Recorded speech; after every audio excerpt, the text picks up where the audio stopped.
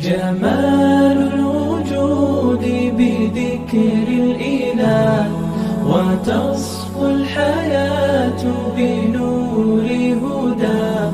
جمال الوجود بذكر الإله وتصفو الحياة بنور هداه.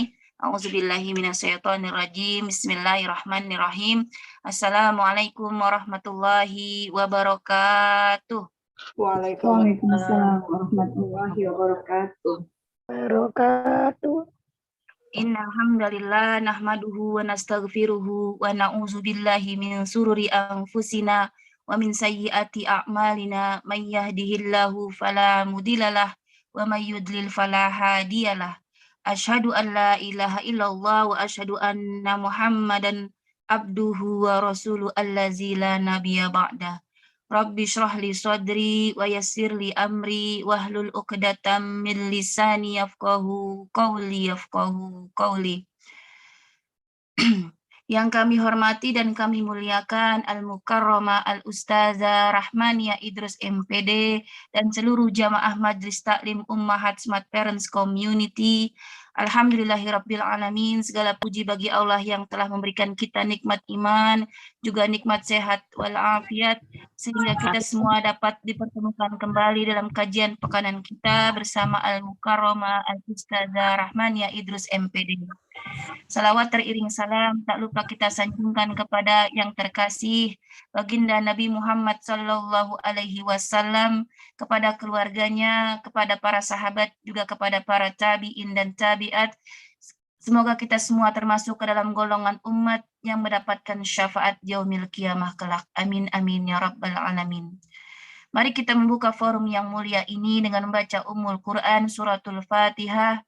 Semoga dengan keberkahan surat Al-Fatihah yang kita baca, kajian kita hari ini Allah permudah dari awal hingga akhir.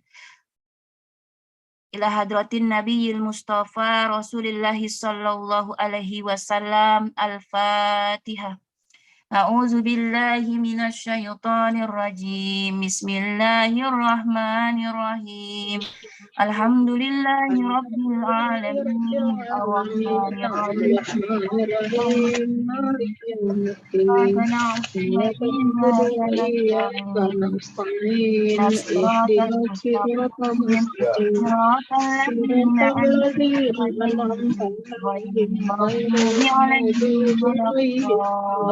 Amin. Rabbi ighfir lana wa liwalidayna amin.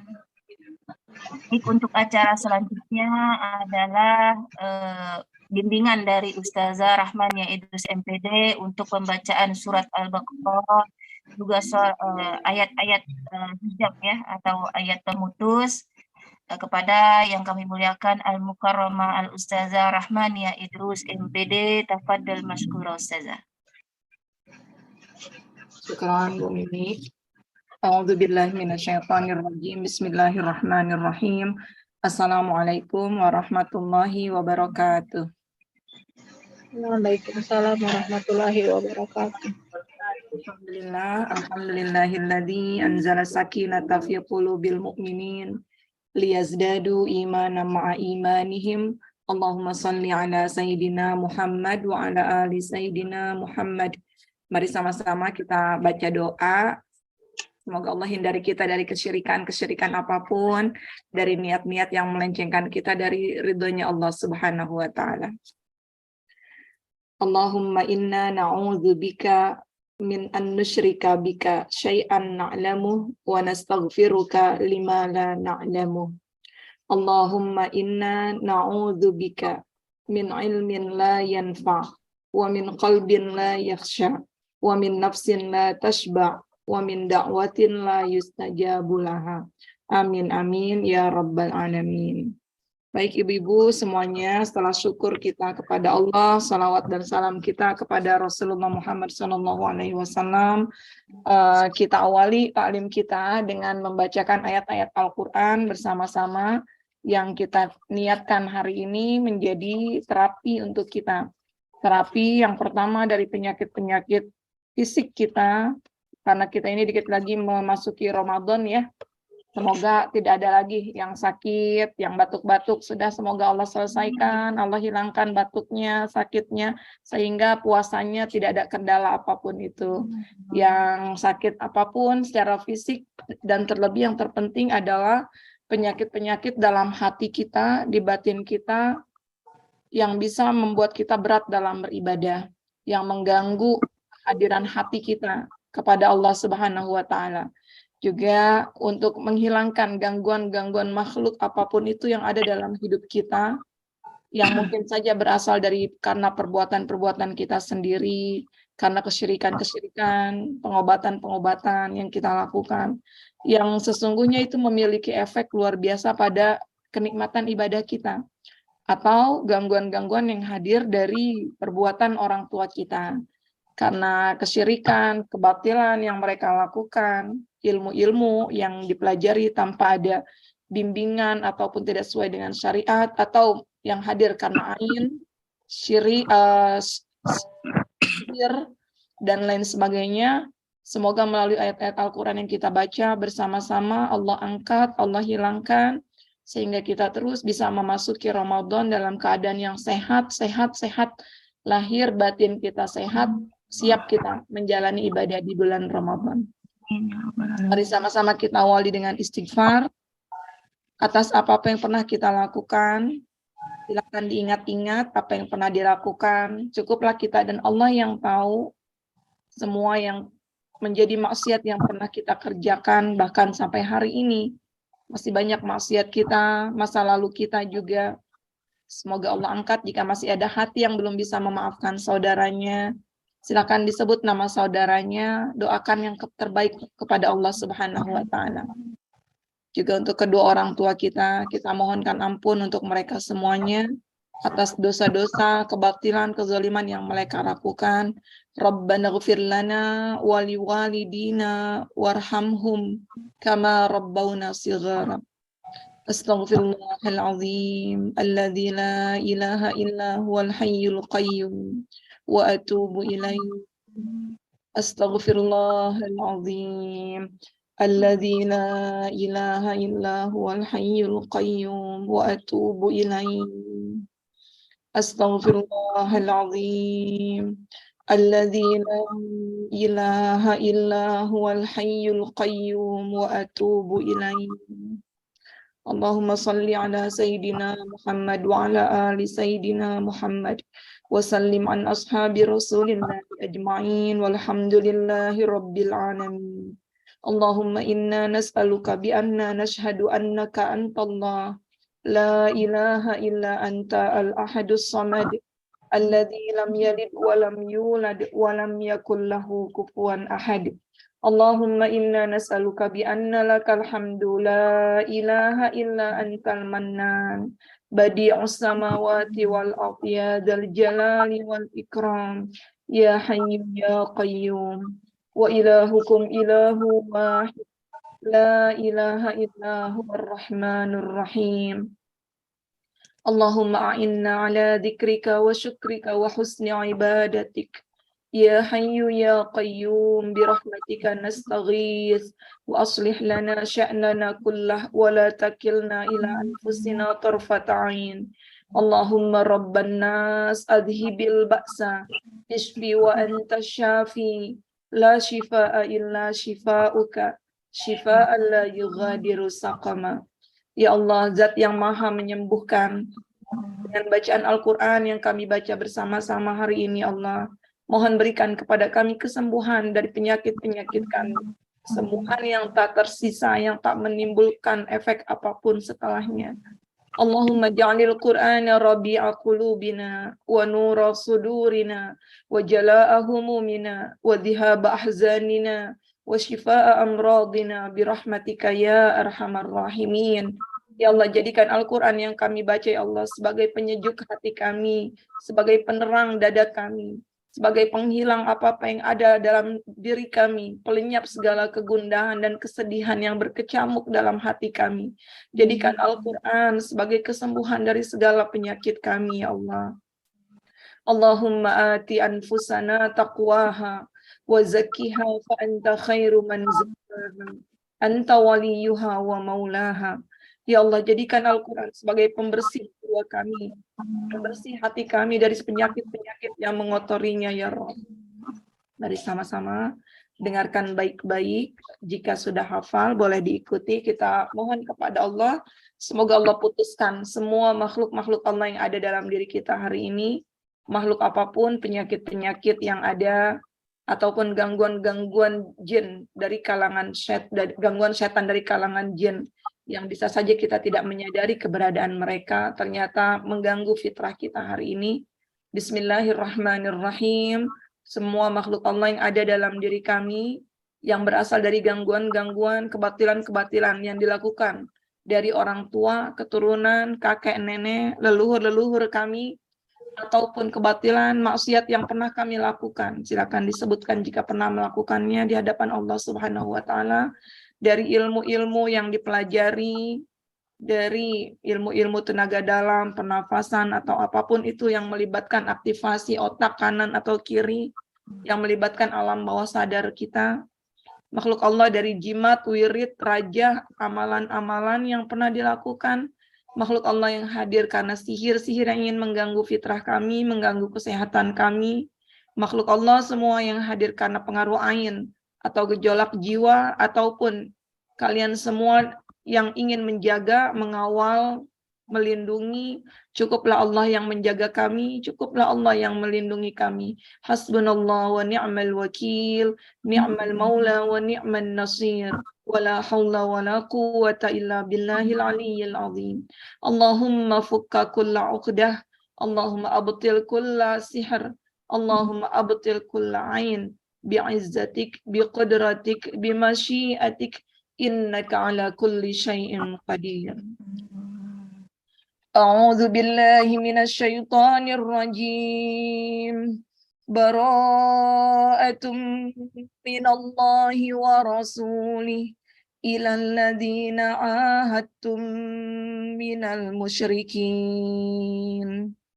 Bara'atum minallahi wa rasulih ilal ladzina ahadtum minal musyrikin. Bara'atum minallahi wa rasulih ilal ladzina ahadtum ilal ladzina ahadtum ilal ladzina ahadtum minal musyrikin.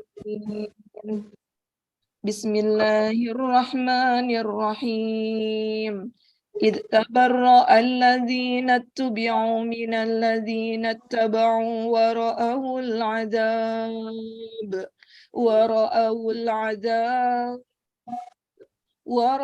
العذاب وتقطعت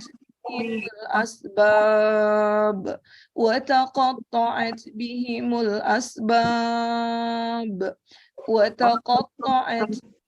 الأسباب. Bismillahirrahmanirrahim.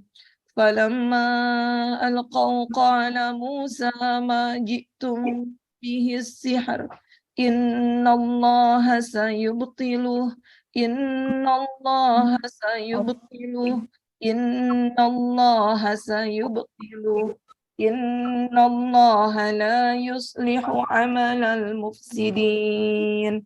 وَيُحِقُّ اللَّهُ الْحَقَّ بِكَلِمَاتِهِ وَلَوْ كَرِهَ الْمُجْرِمُونَ. Bismillahirrahmanirrahim. أَوَلَمْ يَرَ الَّذِينَ كَفَرُوا أَنَّ السَّمَاوَاتِ وَالْأَرْضَ كَانَتَا رَتْقًا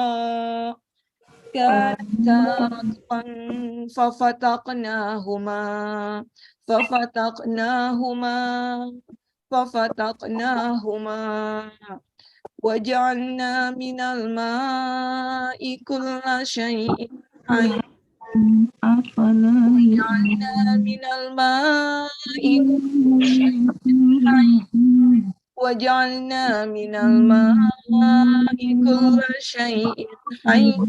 أفلا يؤمنون. Ya Allah jadikan air yang ada di hadapan kami sebagai wasilah kesembuhan kebaikan-kebaikan melalui ayat-ayat Al-Quran yang kami baca. وَجَعَلْنَا مِنَ الْمَاءِ كُلَّ شَيْءٍ حَيٍّ أَفَلَا يُؤْمِنُونَ أَفَلَا يُؤْمِنُونَ أَفَلَا يُؤْمِنُونَ بسم الله الرحمن الرحيم إنا براء منكم ومما تعبدون من دون الله. Silakan tiupkan ke airnya, ke telapak tangannya. Bismillahirrahmanirrahim. Bismillahirrahmanirrahim. Bismillahirrahmanirrahim. Usapkan seluruh tubuhnya. La haula wala quwwata illa billah.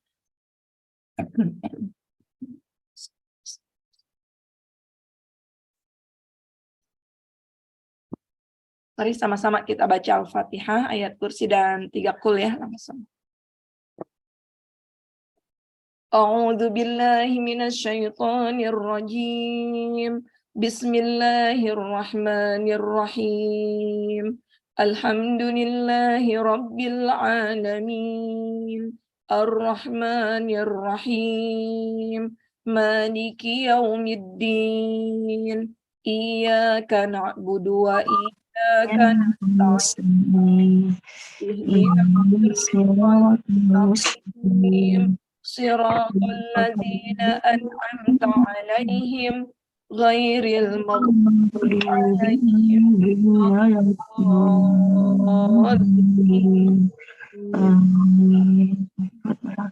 Bismillahirrahmanirrahim.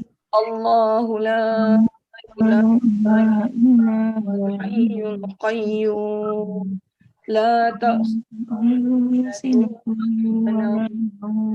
lahu ma fis samawati wa ma fil ardh. Man dzal ladzi yashfa'u 'indahu illa bi'idhnihi. Ya'lamu ma baina aydihim wa ma khalfahum wa la yuhituna bi shay'in min ilmihi illa bima syaa. Wasi'a kursiyyuhu as-samawati wal ardh wa la ya'uduhu hifdhuhuma wa huwal 'aliyyul 'azim. Bismillahirrahmanirrahim. Qul huwallahu ahad, Allahus samad, yalid wa lam yulad wa lam yakul lahu kufuwan ahad. Bismillahirrahmanirrahim. Qul a'udzu birabbil falaq, min syarri ma khalaq, wa min syarri ghasiqin idza waqab, wa min syarri naffatsati fil 'uqad, wa min syarri hasidin idza hasad. Bismillahirrahmanirrahim. Qul a'udzu birabbin nas, malikin nas, ilahin nas, min syarril waswasil khannas, alladzi yuwaswisu fi sudurin nas, minal jinnati wan nas. Bismillahirrahmanirrahim. Bismillahirrahmanirrahim. Bismillahirrahmanirrahim. Allahumma shalli ala Muhammad wa ala sayyidina Muhammad. La haula wala quwwata illa billahil aliyyil azim. La haula wala quwwata illa billah.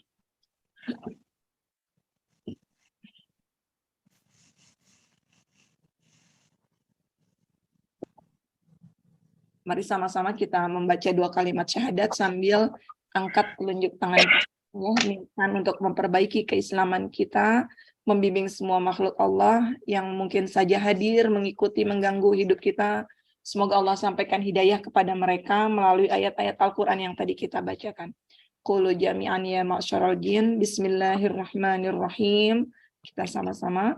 Asyhadu an la ilaha illallah wa asyhadu anna Muhammadar Rasulullah. Asyhadu an la ilaha illallah wa asyhadu anna Muhammadar Rasulullah. Asyhadu an la ilaha illallah wa asyhadu anna Muhammadar Rasulullah. Raditu billahi rabba wa bil islami dina wa bi Muhammadin nabiyya wa rasula. Raditu billahi rabba wa bil islami dina wa bi Muhammadin nabiyya wa rasula. Raditu billahi rabba wa bil islami dina wa bi Muhammadin nabiyya wa rasula. Rabbana la tuzigh qulubana ba'da idh hadaitana wa hab lana min ladunka rahmah innaka antal wahhab.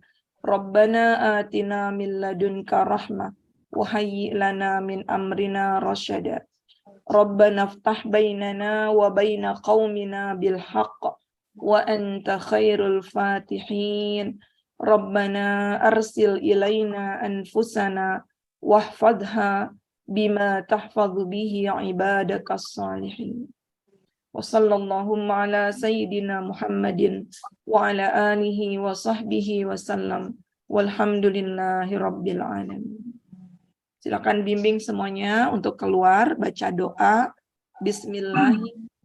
Tawakkalna 'ala Allah. La haula wa la quwwata illa billahil aliyyil azim. Ucapkan salam masing-masing, bimbing mereka keluar dengan membaca salam.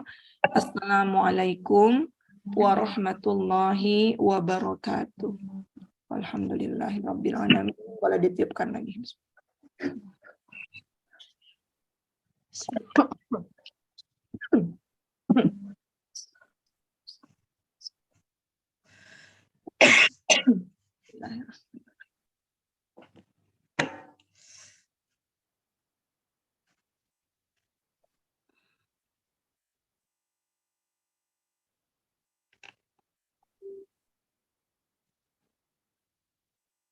Alhamdulillahirabbil alamin. Semoga membawa kebaikan-kebaikan untuk kita ya Ibu-ibu. Jadi asbab kesehatan, asbab nikmat ibadah kita, sehingga Ramadan kita nanti tidak ada yang menghalangi ibadahnya. Maka Ibu-ibu, sebelum mendekati Ramadan ini persering meruqyah diri sendiri. Ya Bu ya. Karena inilah salah satu ikhtiar kita mendapatkan kenikmatan, mendapatkan kebaikan-kebaikan nanti di bulan Ramadan. Amin ya rabbal alamin. Baik, kita mulai ya. Kita sampai di sini pasal 4, halaman 18. Iya. Betul? Betul apa betul? Betul. Atau tadi ada yang merasa pusing? Mual? Ada yang ngantuk? Ustazah, saya merasa panis. Kenapa Bu Sulamiati? Keluar tahak banyak betul. Oh iya, nggak apa-apa. Dilepas aja, kalau mau sendawa nggak apa-apa, dikeluarkan, disendawa. Dari tadi pas yang keluar pas syahadat tadi. Alhamdulillah. Ya terus nggak apa-apa Bu. Ada yang lainnya? Bu Sulamiati ini belum lama nih bergabungnya Ustazah. Beliau dari tinggal di KL Ustazah. Masya Allah. Ya saya pernah ke KL tuh Bu.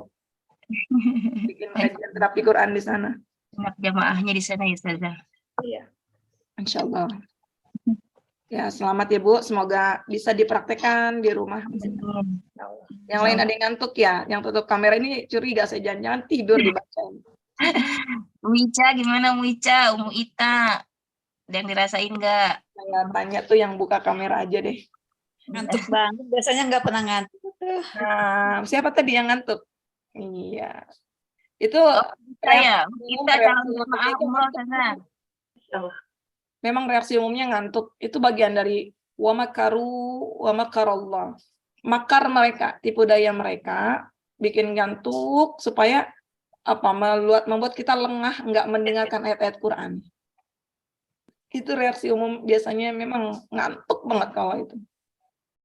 Terus mual, sendawa, bahunya berat, mungkin ada yang pusing, dan lain sebagainya.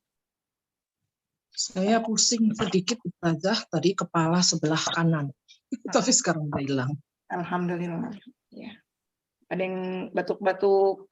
Iya. Oh, saya enaknya baru sekarang ya Ustazah. Jangan enak ngelihat saya tuh jadi. Saja saja. Aduh. Alhamdulillah ya. Baik Ibu-ibu, ya kita mulai. Bismillahirrahmanirrahim. Ini halaman 18. Faslun fi ta'zimil ilmi wa ahlihi. Faslun itu pasal. Ta'zim. Takzim. Kita sering dengar ya kata takzim. Apa sih artinya takzim itu? Menghormati. Menghormatkan. Kan. Itu dari kata azim. Azim, azoma. Kalau dalam bahasa Arab itu ada azim, ada kabir. Yang kabir itu artinya big, besar. Tapi kalau azim itu huge dalam bahasa Inggrisnya ya. Jadi besar banget itu azim. Allah al-azim. Jadi mengagungkan ilmu dan ahli ilmu. Siapa itu ahli ilmu? Yaitu para guru, ulama, ustadz, ustadzah, ahli ilmu. Bagaimana cara kita mengagungkan mereka dan ilmunya. Bukan berarti para guru itu minta diagungkan, minta dihormati, bukan. Tetapi kitab ini membahas semata-mata agar kita mendapatkan keberkahan ilmu dari yang kita pelajari selama ini. Baik. I'lam bi anna talibal ilmi la yanalul ilma. I'lam, ketahuilah bahwasanya bi anna, bahwasanya talibal ilmi, para pencari ilmu, la yanalul ilma, mereka tidak akan mendapatkan ilmu, wala yantafi'u bihi, dan juga tidak akan mendapatkan manfaat dari ilmunya itu. Illa, kalau ada kata illa, apa artinya illa? Apa Bu? Illa. Kecuali. Illa itu kecuali. Kalau ila, ke. Maka bacanya jangan salah. Asyhadu alla ilaha illallah. Ada tasdidnya.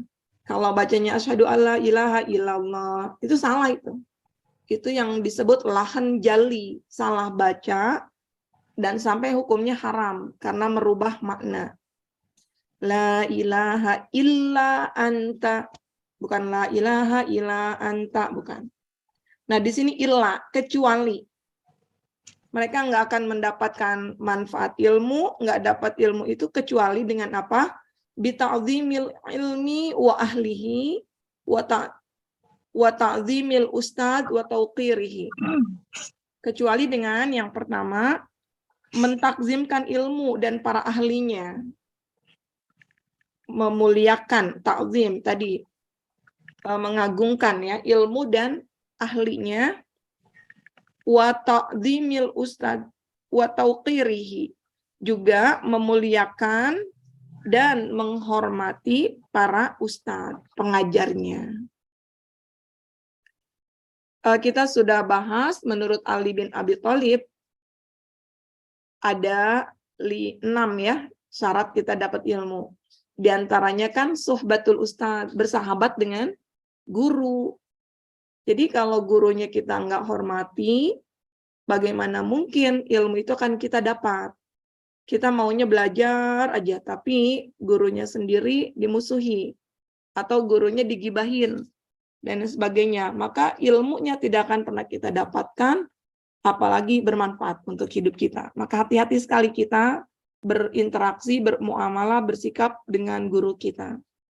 Qila, dikatakan, wa ma wasala man wasala illa bil hurmah. Seseorang itu tidak akan mendapatkan satu tujuan, illa lagi, kecuali bil hurmah, dengan penghormatan. Artinya menghormati guru. Wa ma saqata man saqata illa bitarkil hurmah wa ta'zim. Juga wa ma saqata, tidak akan jatuh. Saqata itu jatuh. Siapa? Orang-orang yang terjatuh. Orang-orang yang terjatuh itu tidak akan jatuh kecuali dia akan jatuh dengan apa? Meninggalkan penghormatan dan pengagungannya kepada ilmu dan gurunya. Jadi orang yang jatuh pun sebab utamanya adalah apa, Bu?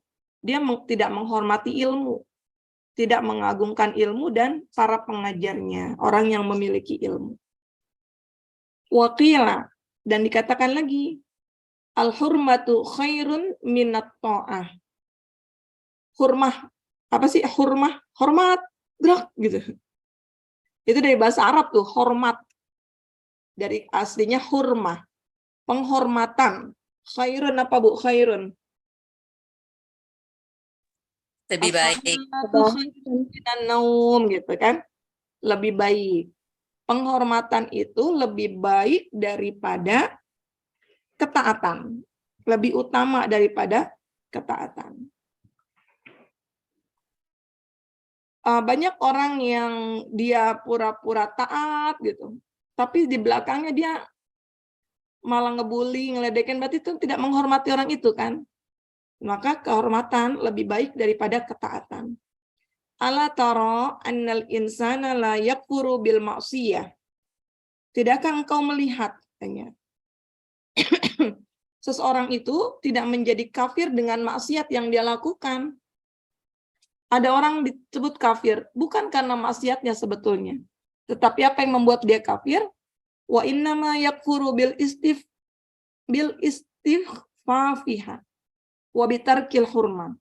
Tetapi sesungguhnya yang membuat dia kafir itu bukan maksiatnya, melainkan apa?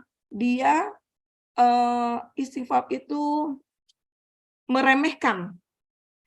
Ya, dia meremehkan maksiat itu dan meninggalkan penghormatan kepada Allah Subhanahu wa taala. Kita sering bermaksiat, maka ulama bilang, jangan lihat besar kecilnya dosa yang kamu lakukan, tetapi lihatlah kepada siapa kamu bermaksiat. Kadang kita banyak, nggak apa-apa lah dosanya, cuman gibain doang gitu, cuman gibain tadi minta maaf gitu, cuman nilep duitnya doang 50.000, cuman 50.000 kata kita gitu kan. Daripada tuh koruptor tuh 500 juta, 500 miliar ditilep, kita cuman 50.000. Tapi jangan melihat besar kecilnya itu. Lihatlah kepada siapa kita bermaksiat. Maka yang membuat seorang menjadi kafir bukan perbuatannya sesungguhnya, tetapi menyepelekan dia terhadap kebesaran Allah Subhanahu wa taala.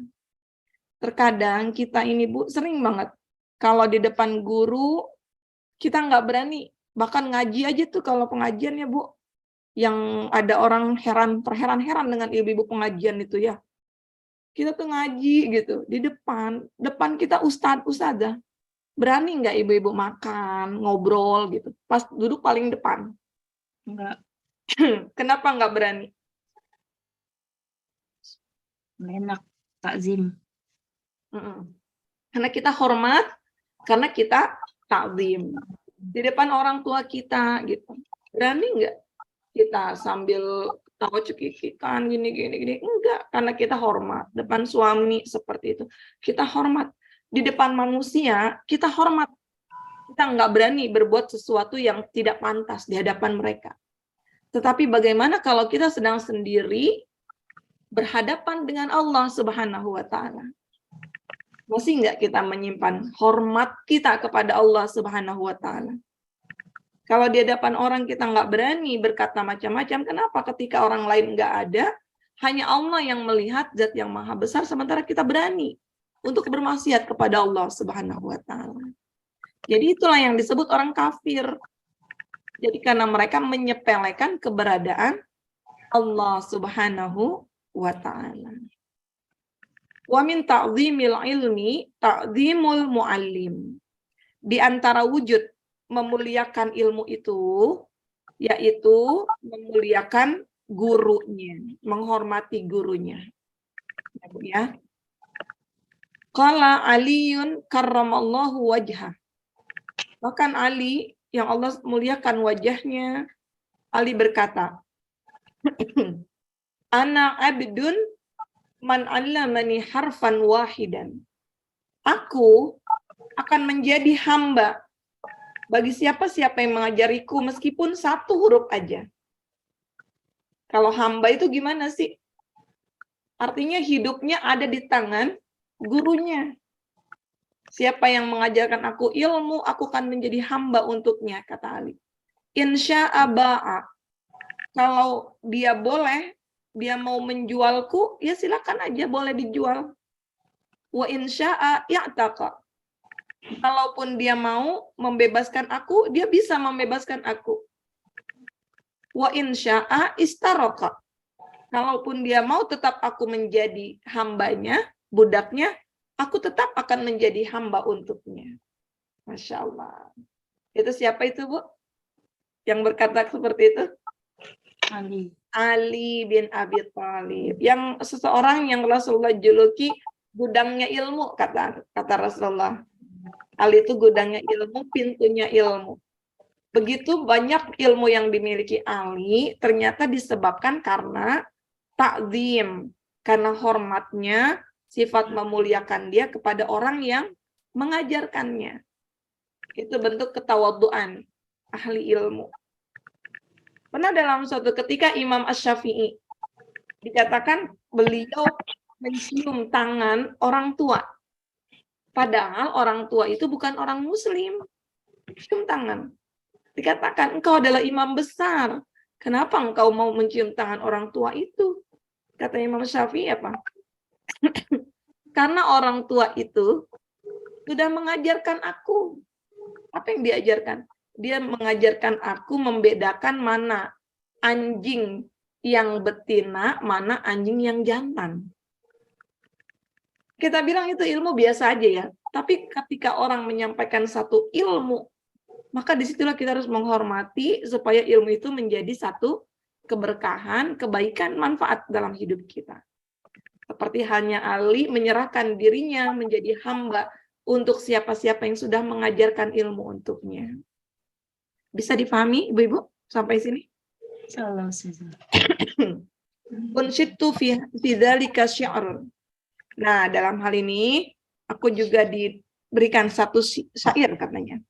Ada yang dilantunkan. Apa syairnya?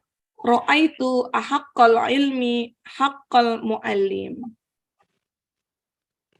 Aku melihat ahaqqo itu yang paling berhak. Yang paling kuat dari sesuatu itu adalah haknya seorang guru, seorang muallim. Kalaupun di dunia ini ada yang punya hak macam-macam untuk dirinya, tetapi sungguh yang paling berhak mendapatkan haknya itu adalah seorang muallim, katanya. Adalah seorang guru. Wa aujabahu hifdzan ala kulli muslimin. Dan hak itulah menjadi hal yang paling wajib dijaga oleh setiap orang yang mengaku dirinya muslim. Dia mengaku muslim, tapi dia nggak bisa menunaikan hak guru-gurunya. Na'udzubillah. Laqad haqqa ayyuhda ilaihi karamatan. Maka dia berhak diberikan penghormatan untuk diri atas apa? Hadiah ya, dia berhak mendapatkan hadiah, sebuah kehormatan untuknya. Li ta'limi harfin wahidin alfu dirham. Atas apa yang dia ajarkan. Sebagai gantinya dinilai satu huruf itu dihormati, dihargai 1000 dirham. Itu dia. Setiap satu huruf yang diajarkan oleh muallim itu berhak muallim itu sesungguhnya karena besarnya haknya sama dengan 1000 dirham. Kira-kira sanggup nggak kita bayar itu guru-guru kita kalau kayak gitu, Bu? Satu huruf 1000 dirham. Itu ya Allah, guru kita ya ngajarin ayat per ayat, tadabbur Qur'annya. Kita jadi kenal, bahkan sampai ngerasa kita nikmat ibadah kita, nikmat sekarang hidup kita, menghargai, bisa menghadapi ujian-ujian berat atas ilmu yang diajarkan guru-guru kita. Berapa dirham itu ya kalau kita mau menghargai. Sungguh ilmu-ilmu guru-guru itu tidak bisa kita hargai dengan uang. Maka yang diharapkan guru-guru, para muallim, itu adalah doa-doa dari kita semuanya. Semoga mereka diberikan kekuatan, diberikan kemampuan, diberikan keikhlasan selalu dalam penjagaan Allah Subhanahu wa taala. Kita lanjutkan. Fa inna man 'allamaka harfan mimma tahtaju ilaihi fid din fa huwa abuka fid din. Nah, ini satu baris. Sesungguhnya siapa yang mengajarimu satu huruf dari apa yang kau butuhkan dalam urusan agama, fahuwa abuka fiddin. Sesungguhnya dia itu adalah orang tuamu dalam agama. Jadi guru kita yang mengajarkan agama, mengenalkan agama, meskipun satu huruf, posisinya itu sama dengan orang tua kita. Apa hak orang tua? Udah tahu semua kita pasti hak orang tua ya Bu ya. Maka guru saya juga mengajarkan orang tua itu sejatinya ada dua. Ada orang tua biologis, ada orang tua ideologis. Kalau orang tua biologis itu yang melahirkan kita. Ada unsur-unsur genetik kita. Itu orang tua biologis. Mereka punya hak yang besar dari kita. Tetapi ada juga orang tua ideologis yang mengajarkan akidah kepada kita, yang mengenalkan Allah kepada kita, yang membuat hidup kita saat ini menjadi lebih baik lagi. Itu dia orang tua ideologis yang haknya sama dengan orang tua kita. Kata Allah apa? Ridallah fi ridal walidain wa sukhtullah fi sukhtil walidain. Ridhonya Allah ada pada ridhonya orang tua. Marahnya Allah ada pada marahnya orang tua. Berarti sama. Ridhonya Allah ada pada ridho guru kita. Marahnya Allah ada pada marahnya guru kita. Ini dari sisi adab murid kepada guru. Nanti ada lagi adab guru kepada murid. Bagaimana seharusnya. Wa kana ustaduna asy-syaikh al-imam Sadiduddin Asy-Syirazi rahimahullah taala yaqul. Guru kita Syekh al-Imam Sadiduddin Asy-Syirazi, semoga Allah merahmatinya, beliau berkata, qala masyayikhuna rahimahumullah.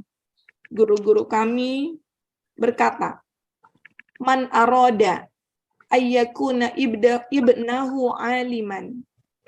Siapa-siapa yang ingin ibna, anaknya menjadi orang alim, menjadi seorang yang pandai beragama, fayan bagi ayyura'iyal ghuraba minal fuqaha.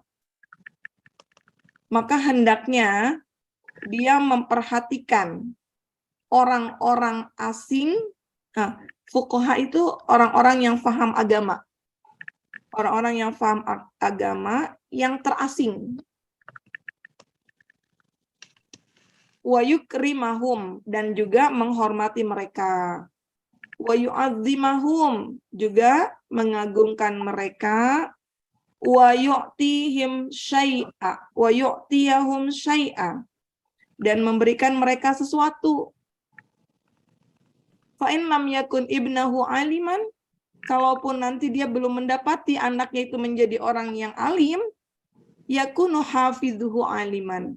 Kelak nanti dia akan mendapati cucunya akan menjadi orang alim. Karena apa, Bu, tadi? Sebabnya? Apa sebabnya tadi? Karena Dia memuliakan guru. mengagungkan. Memuliakan orang yang berilmu. Memuliakan orang yang berilmu, menghormatinya, memperhatikan hidupnya. Kemudian apalagi? Memberikan sesuatu hadiah untuknya. Insya Allah, kalau kita ingin anak-anak keturunan kita menjadi orang alim, paham agama, hendaknya itu kita lakukan, Bu. Kita lakukan. Jadi saya teringat juga kedua orang tua saya. Kedua orang tua saya ya memang pendidikannya sangat terbatas, bahkan ibu saya nggak bisa baca, nggak sekolah, bapak saya hanya SR gitu zaman dulu. dengan 11 anaknya.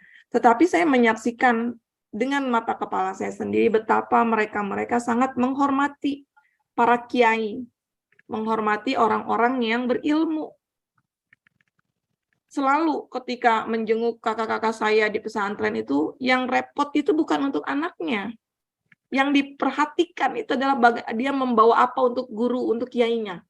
Selalu itu dicari membawa sesuatu untuk kiai, untuk kiai, untuk kiai. Ternyata baru saya dapati sikap penghormatan orang tua yang seperti itu memberikan hasil Masya Allah untuk anak-anaknya saat ini. Dari 11 anak. Alhamdulillah Allah karuniakan pemahaman ilmu agama yang dengannya kita nggak ada satupun yang bertengkar satu sama lain. Seandainya nanti kita belum dapati itu, insya Allah anak cucu kita akan meneruskan. Dari cucu-cucunya, akhirnya saat ini juga saya dapati, Masya Allah, keponakan-keponakan saya, hafidhul Quran, ustadz, di mana-mana. Sampai kalau kita bicara antar kakak adik itu, kita sendiri bingung apa sih amalan orang tua kita. Bisa ya anak-anaknya banyak, tetapi alhamdulillah nggak ada masalah satu sama lain. Sampai cucu-cucunya itu hafidhul Quran, imam di masjid ini. Semua itu didapati ya Allah. Dan itu membuat kita semuanya iri nggak, Bu? Insya Allah, Iri banget ya, Bu. Kita tentunya pengen seperti itu. Maka di antara amalan yang mereka lakukan, yang saya lihat, saya dapati, mereka begitu mengagungkan, menghormati orang-orang yang berilmu. Menghormati para kiai. Itu. Jadi bersahabat dengan guru, bersahabat dengan kiai, guru-guru anak-anak saya. Wa min tauqiril muallim. Nah, ini caranya nih. Gimana cara kita menghormati muallim, guru? Yang pertama, Allah yamshiya amamahu. Jangan pernah berjalan di depannya, di depan guru. Wala yajlisu makanahu. Dan jangan juga menduduki tempatnya. Wala yabtadi abil kalami indahu illa biizni. Dan jangan juga memulai pembicaraan dengannya kecuali atas izinnya. Karena bisa jadi guru itu capek gitu ya. Terus diajak ngomong terus, kesempatan gitu, ketemu curhat aja. Kadang saya sendiri kalau diantar gitu, sudah selesai tausiah itu kayaknya udah capek gitu, udah nggak mau ngomong macam-macam. Tapi di jalan tuh banyak pada curhat ini. Ya salam gitu, waktunya saya istirahat masih. Itu termasuk dari adab itu. Berarti kita nggak boleh memulai satu pembicaraan kecuali atas izinnya. Misalnya kita bilang, maaf Ustadz, boleh nggak saya cerita? Boleh nggak saya minta pendapat? Oh silahkan, udah. Itu pun sebatasnya, jangan panjang saja, pusing gitu dengerin. Wala yas'alahu syai'an inda malamatihi. Jangan juga meminta sesuatu kepada guru ketika guru kita itu lagi bosan gitu, lagi capek. Karena nanti takutnya akan naik emosi dan lain sebagainya, sehingga berkurang nanti keberkahan buat kita. Wa yura'il waqta, dan juga memperhatikan waktu guru kita, kapan beliau istirahat, kapan beliau bisa menerima tamu, lain sebagainya.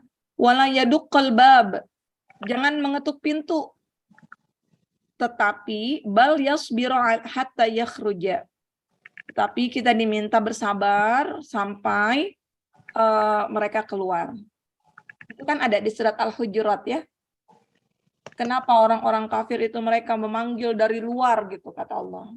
Salau annahum sabaru, seandainya mereka mau bersabar kepadamu wahai Muhammad, mereka akan menunggu engkau keluar dari balik dinding ini. Itu di Al-Hujurat ada, itu bagian dari adab yang diajarkan Allah Subhanahu wa taala kepada kita berinteraksi, bermuamalah terhadap guru. Di antaranya mungkin yang sering kita terlupakan itu waktu ya. Waktu kita melihat guru kita, kapan kita minta kesediaannya gitu. Misalnya kemarin saat saya sedang berumroh, salah seorang jamaah yang memang dari jauh, qadarullah beliau sedang di Jakarta. Lalu tanya, saya kapan pulang Ustazah, kapan pulang? Insya Allah saya hari Sabtu pulang. Pulang jam berapa Ustazah? Sampai rumah pagi. Kira-kira jam berapa saya bisa ke rumah Ustazah? Saya bingung jawabnya. Apa kita tuh lagi capek-capeknya gitu, terus mau datang gitu kan ya. Nah itu termasuk tuh dari bagian apa sih, kepekaan kita ya Bu ya. Kapan kita itu lagi capek, mungkin berapa hari setelahnya baru bisa menerima tamu dan lain sebagainya. Inilah bentuk bagaimana kita menghormati guru-guru kita, insya Allah. Falhasilu, maka hasilnya, annahu, kesimpulannya boleh ya, hasil itu kesimpulan, annahu yutlabu ridhahu wa yajtanibu sakhatahu. Kesimpulannya adalah seorang penuntut ilmu itu diminta ridho kita, ridhonya terhadap guru kita. Wa yajtanibu sakhatahu, dan menjauhi murka, kemarahan guru, muallim. Wa yamtasilu amrahu fi ghairi ma'siyatillahi ta'ala, dan diminta seorang penuntut ilmu itu melaksanakan semua yang diperintahkan gurunya selama itu tidak bermaksiat kepada Allah Ta'ala.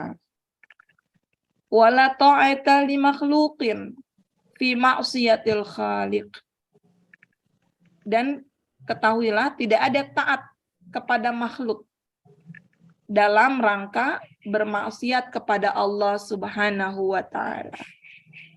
Sampai sini Ibu-ibu bisa difahami bagaimana kita memuliakan ilmu, memuliakan guru. Ada bagaimana kita berinteraksi dengan guru. Di antaranya itu ada mahabbah. Mahabbah antara murid dan guru. Tadi adab-adabnya murid terhadap guru. Mahabbah itu apa? Yang kalau kita dekat sama guru, kita ketemu guru itu ada rasa sungkan. Meskipun gurunya nggak minta dihormati, tapi itu udah muncul mahabbah di hati kita. Kita nggak ketemu guru, nggak kayak teman, enggak. Meskipun kita ada rasa rindu, tapi itu ada sungkan kita. Itu udah muncul tuh mahabbah. Ada beberapa orang yang bilang, saya kok kalau ketemu ustadz ini kok deg-degan ya. Padahal yang nggak apa-apa, kayaknya saya mau ngeliat mukanya aja saya takut gitu. Itu artinya udah muncul mahabbah itu, Bu. Mahabbah di hati kita kepada guru kita. Oh, kita nggak menyamakan posisi guru itu sama dengan yang lainnya. Begitu juga, guru pun harus punya adab-adabnya kepada muridnya. Nah, tanda-tanda mahabbah seorang murid itu apa sih? Di antaranya sering mendoakan guru. Itu bentuk kecintaan kita kepada guru kita. Seberapa sering kita menyebut nama guru kita dalam doa-doa kita. Nggak usah disampaikan, cukuplah Allah tahu. Kalaupun itu sering kita lakukan, insya Allah bonding itu akan terasa antara murid dengan guru. Itu akan kerasa ya. Padahal sih nggak pernah ngomong, tapi tiba-tiba kok guru itu ngelihatnya itu langsung, kok saya sayang ya sama dia tuh rasanya, ya Allah saya pengen benar-benar membimbingnya. Ternyata dia berdoa kepada Allah setiap malam, ya Allah jagalah guru saya ya Allah, lindungi dia dari berbagai mara bahaya, lindungi keluarganya, berikan taufik hidayahmu dalam dakwahnya, jaga lindungi. Itu dia baca itu semuanya. Ternyata ketika guru berjumpa dengan muridnya, Masya Allah, muncul lagi mahabbah dari gurunya. Maka kalau murid mendoakan guru, Bu, kita tuh mendoakan, guru kita kan udah orang soleh, udah baik insya Allah takwanya, udah jauh di atas kita gitu. Kayaknya kalau didoain juga kan udah nggak perlu beliau didoain, orang udah baik kok. Yang kita doain itu yang buruk-buruk supaya jadi orang baik. Misalnya kayak gitu. Sesungguhnya misalnya gini, ada gelas ya, gelas itu udah penuh kebaikan, penuh air. Kalau ibu tumpahkan isi air itu, air yang di dalamnya akan kemana, Bu? Tentu airnya akan keluar kan? Isi lagi airnya, gelasnya udah penuh, isi lagi terus. Tumpahan air itu sedikit banyaknya akan mengenai kita. Ya kan, Bu? Itulah kiranya kita mendoakan orang-orang soleh, mendoakan guru-guru kita. Guru kita di hadapan Allah mungkin sudah baik di hadapan Allah, amin. Allah sudah muliakan karena istiqomahnya, mungkin karena khidmahnya kepada Allah. Tetapi bukan berarti mereka nggak butuh doa-doa kita. Ketika kita mendoakan guru, sesungguhnya kita sedang butuh itu untuk diri kita sendiri. Gitu. Maka kalau murid mendoakan guru, itu untuk kepentingannya sendiri, bukan kepentingan gurunya. Karena guru itu didoakan langsung oleh siapa? Oleh Rasulullah Shallallahu Alaihi Wasallam. Karena guru didoakan oleh penghuni langit. Ada sebuah hadis kan, siapa yang berjalan untuk belajar dan mengajarkan ilmu, semua malaikat mendoakan, memohonkan ampunan untuknya. Semua makhluk di langit, di bumi, bahkan sampai ikan hiu di dasar laut, semua memintakan ampun untuknya. Siapa itu? Guru-guru kita yang ngajarin ilmu-ilmu itu. Jadi, ketika kita mendoakan guru-guru kita, itu bukan hanya untuk mereka, tetapi untuk kita sendiri kebaikannya. Kalau kita mau baik, banyak hidup kita, banyak-banyakin doain untuk guru kita. Yang pertama, tanda ada mahabbah, di antara tandanya adalah sering mendoakan guru kita. Kemudian apalagi rambu-rambunya tuh? Jangan pernah menjelekkan guru. Bagaimanapun keadaan guru kita, namanya orang itu pasti ada salahnya, ya Bu ya. Guru TPA, iya, apalagi yang diajarin Al-Quran, Bu. TPA itu apa kepanjangannya? Teman Pendidikan Al-Quran. Iya. Mohon maaf, saya izin minum dulu.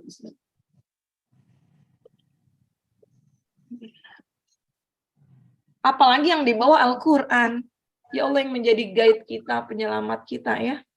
Pokoknya ada nilainya lah, kita tuh nggak bisa balas gitu semuanya.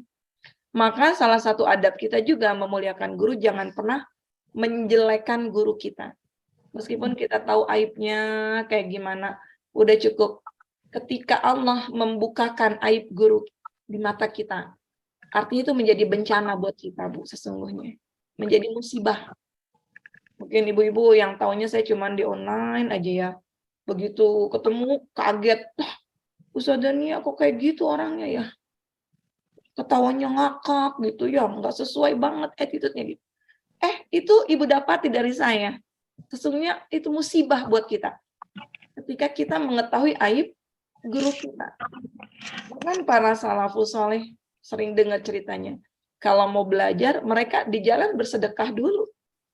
Ya Allah, dengan sedekah ini ya Allah, mohon tutupi aib guru saya dari mata saya ya Allah. Karena kalau saya sudah tahu aib guru saya ini, saya takut berkurangnya keberkahan ilmu. Meskipun pasti guru itu punya aib macam-macam. Dan mereka menangis kepada Allah Subhanahu wa Ta'ala kalau mereka tahu aib gurunya. Kemudian apalagi? Jangan pernah tadi membicarakan keburukan guru. Kenapa kata Rasulullah? Sesungguhnya daging ulama itu beracun. Ya kan, Bu? Kita gibah itu, Allah sampaikan di surat Al-Hujurat, berarti sedang memakan bangkai, daging bangkai saudaranya sendiri. Apa yang kita makan, udah bangkai itu nggak baik, gimana kalau bangkai itu sampai beracun pula? Kira-kira yang mati siapa? Yang mati yang ngomonginnya. Maka orang yang sering membicarakan aib guru, hati-hati. Hatinya mati nanti. Keras hatinya, nggak bisa menerima keburukan-keburukan. Nggak bisa menerima kebaikan. Nggak bisa menerima nasihat-nasihat. Maka ketika kita berinteraksi dengan orang lain, kita diminta yang dibicarakan tentang guru kita adalah bicarakan tentang kebaikan-kebaikannya aja. Jangan membicarakan keburukan. Kenapa? Dengan harapan Kalau kita sering menyampaikan kebaikan tentang guru kita itu, yang lain pun tertarik ikut mau belajar juga. Misalnya di SPC gini kan, oh ada Ustazah Aini, ada Ustazah Fadila, Masya Allah itu yang ngajarnya enak, jelas semuanya. Tertarik nggak yang lain ikut belajar? Iya, tertarik. Coba kalau kita cuma ngomong, ya Ustazah Aini tuh ngajarnya bulat itu, terus gitu, yang lain boro-boro mau ikut kan Bu? Itu menjadi bagian dari dakwah kita, menceritakan yang baik-baik. Kemudian, jangan pernah mengkonfrontir satu guru dengan guru yang lainnya. Ini nih, kadang kita ya, kita sulit membedakan dengan paham-paham critical thinking. Kita kritis, berpikir, terus kita bilang, Ustazah, nanya ke Ustazah Nia, begini saya jawab A. Terus nanya lagi ke Ustazah Fadila. Ustazah Fadila bilangnya B. Terus bilang, kata Ustazah Nia begini, bukan begitu gini. Nah, artinya kita sedang konfrontasi antara guru satu dengan guru yang lainnya. Itu adab kita tuh, Bu. Karena bikulli ra'sin ra'yun. Setiap kepala punya pendapat berbeda-beda. Ustadz A dengan Ustadz B mesti pendapat mereka beda. Tapi kita sebagai murid diminta kebijaksanaan kita, kearifan kita, mengambil mana pendapat yang bisa kita terima dari guru-guru kita tanpa harus menjelekkan guru yang lainnya. Maka kalau murid nggak punya mahabbah dengan gurunya itu, hati-hati. Dia tidak akan dapat kebaikan apapun dari ilmu yang diajarkan gurunya. Sampai ada salah seorang yang hidup di zaman Rasulullah Sallallahu Alaihi Wasallam. Sumber ilmu kan Rasulullah, Bu. Masya Allah. Semuanya ilmu. Perkataannya ilmu, senyumnya ilmu. Allah ngajarin langsung melalui Jibril. Seharusnya generasi-generasi yang berjumpa dengan Rasulullah itu menjadi generasi yang memang terbaik keilmuannya. Tetapi ada salah seorang yang selalu berjumpa Rasulullah. Dia nggak pernah dapat ilmu dari Rasulullah. Siapa itu?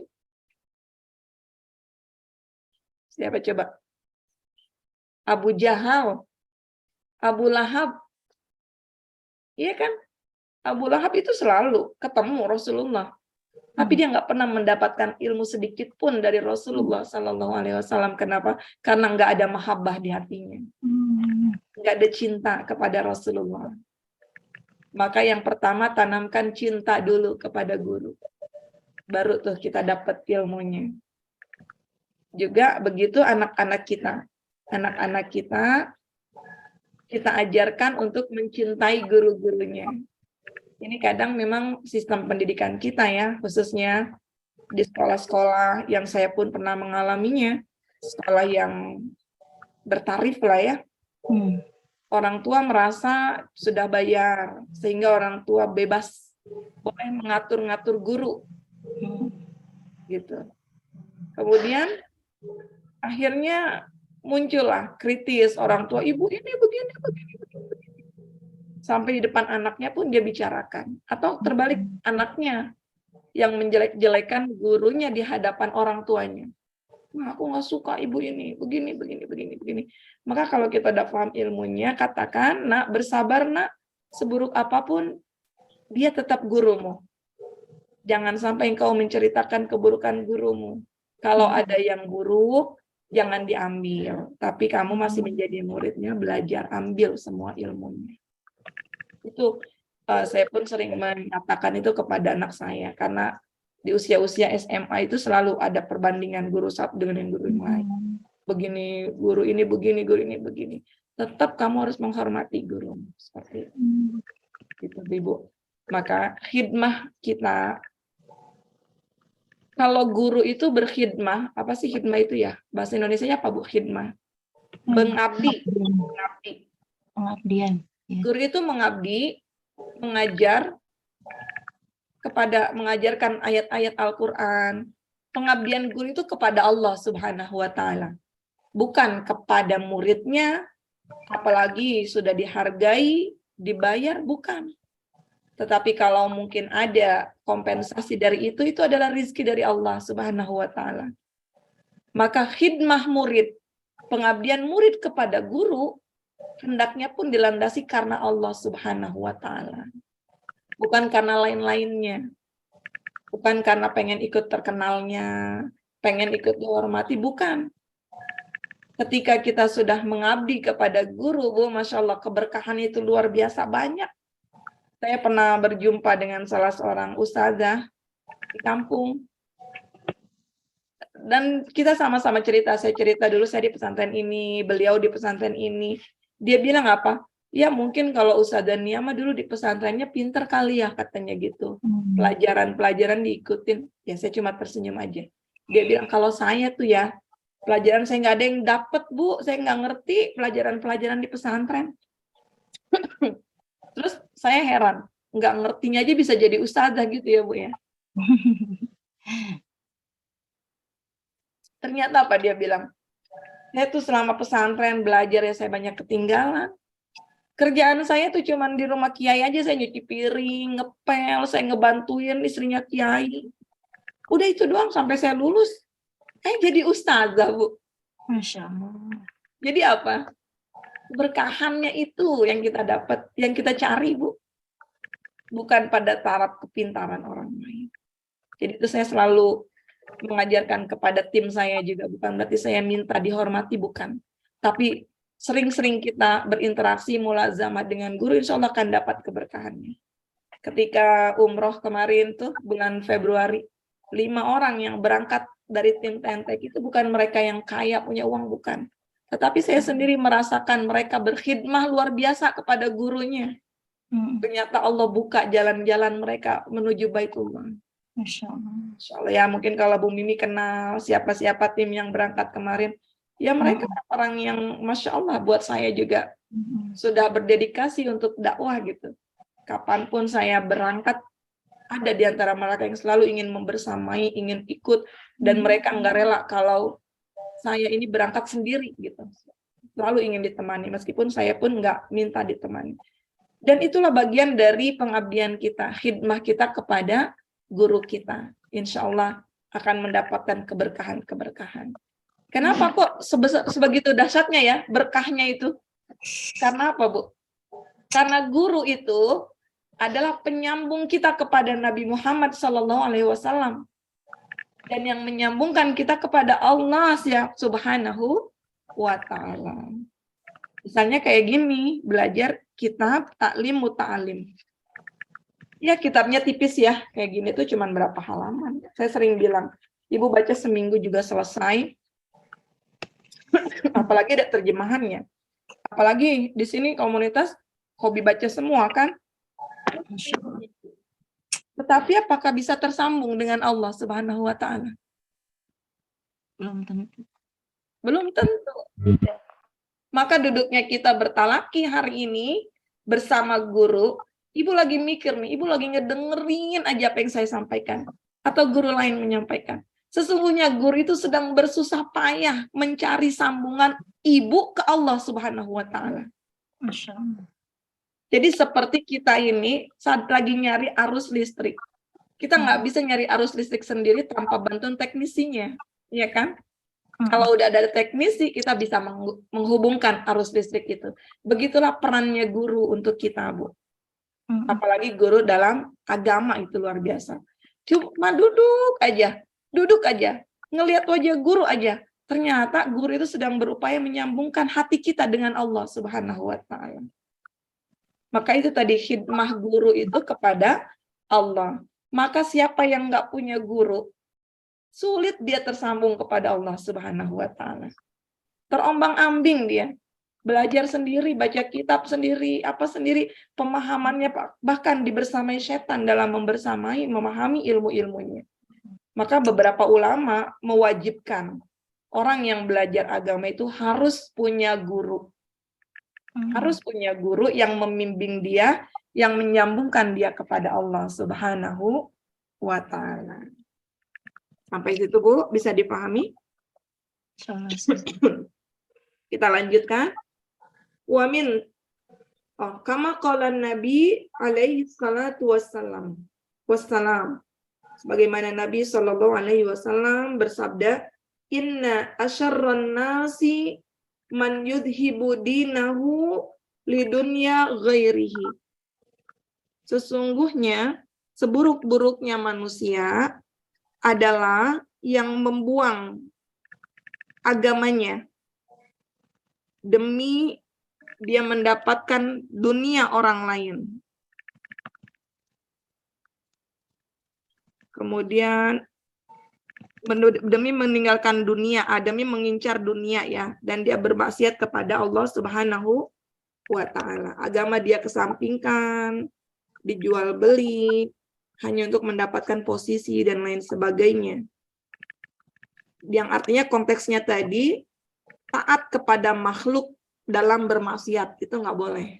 Meskipun guru, kalau guru nyuruh-nyuruhnya udah maksiat kepada Allah, jangan diikutin. Jadi kuncinya apa? Allah ridho enggak? Rasulullah ridho enggak?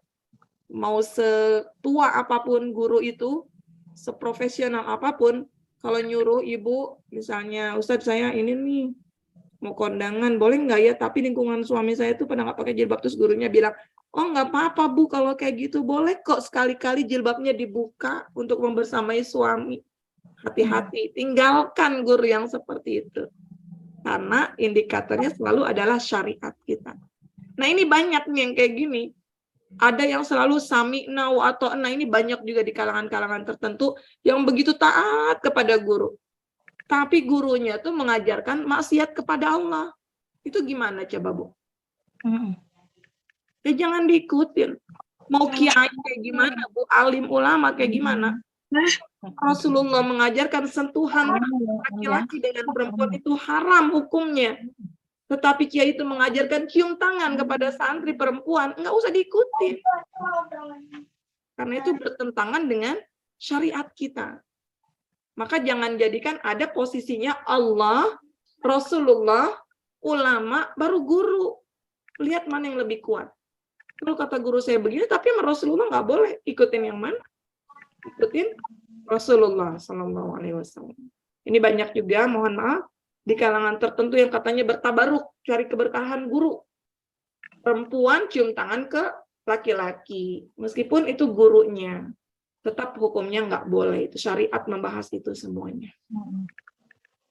Kemudian kita lanjut. Wa min tauqirihi tauqiru auladihi wa man yata'allaqu bihi. Di antara bentuk penghormatan guru, di antaranya juga menghormati, memuliakan anak-anaknya.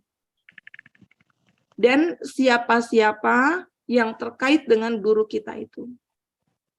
Mungkin keluarganya, anaknya, suaminya, itu juga bentuk penghormatan kita, memuliakan kita terhadap guru-guru kita.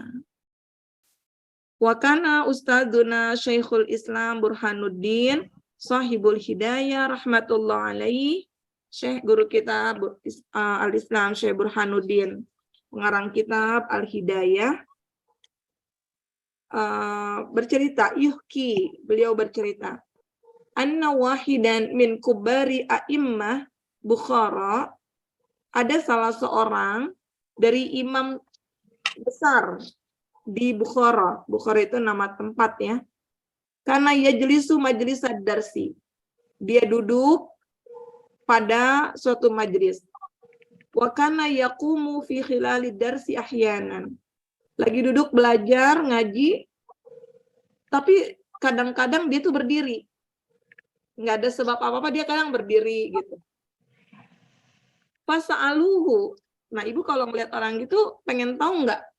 Ini kenapa sih orang kok lagi ngajar, lagi belajar, tiba-tiba berdiri gitu. Mereka juga nanya, fasa'aluhu andalika, bertanya tentang itu. Faqala, dia berkata apa? Inna ibna ustadzi yal'abu ma'as-sibyan fisikah.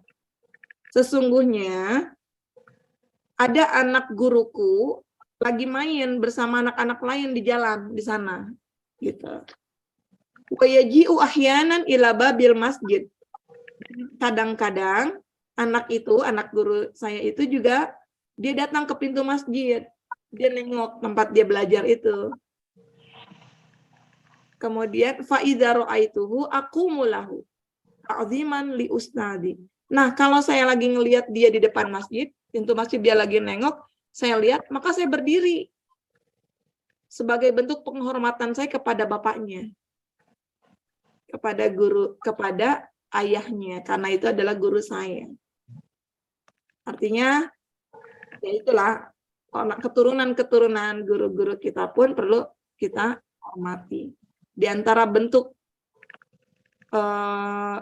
bakti kita kepada orang tua juga menyambung silaturahmi orang tua kita dengan guru-gurunya.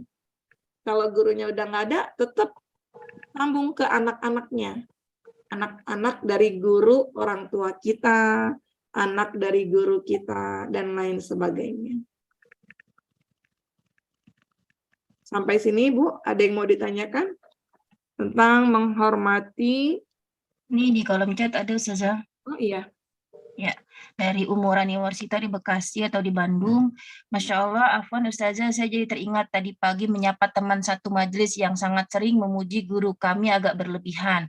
Sehingga memanjangkan waktu, misal karena beliau menjadi murid sejak gadis hingga menjadi nenek, menceritakan prestasi-prestasi guru sejak mudanya, lalu membandingkan dengan dirinya dan merasa belum apa-apa.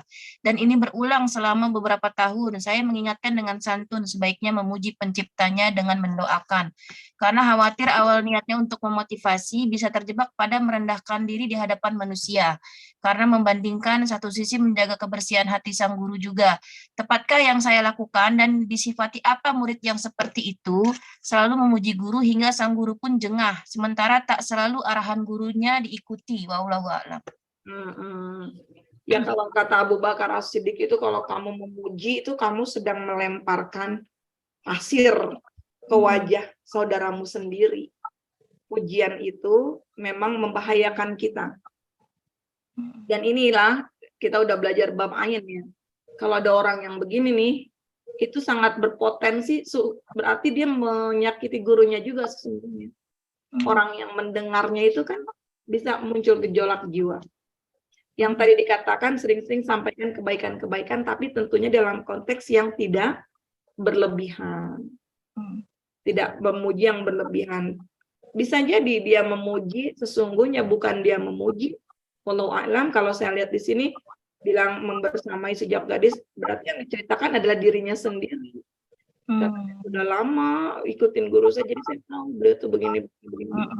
Naudzubillah, itu tipis sekali niat-niat yang seperti itu muncul. Maka nggak apa-apa diingatkan, tapi setelah itu dia mau berubah atau tidak, itu bukan menjadi masalah untuk kita semua. Begitu, Bu. Jadi memuji artinya menyampaikan yang baik-baik tentang guru kita. Baik, Ustazah, izinkan saya menyambung pertanyaan, Ustazah. Ya. Kalau saya kan udah lama gitu ya, sering bikin seminar atau sering bikin training atau kajian-kajian gitu ya. Jadi saya sifatnya tuh penghubung gitu, Ustazah. Nah, kadang-kadang saya tuh sering menjaga gitu ya, menjaga privasi guru, sehingga saya tuh nggak mudah gitu, Ustazah, melempar nomor kontak guru ke peserta atau jamaah gitu ya, karena saya berpikir nggak semua orang tahu bagaimana cara beradab gitu ya kepada guru. Jadi kadang-kadang ditambah lagi memang ada beberapa guru yang memang beliau tuh udah sibuk banget gitu, jangan sampai dengan saya memudahkan pemberian nomor kontak guru atau pemateri itu membuat jamaah atau peserta itu dengan mudahnya gitu ya, kadang-kadang punya nomor siapa gitu, artis atau guru, sering banget jadi akhirnya bolak-balik nyapa atau diskusi gitu, Ustazah.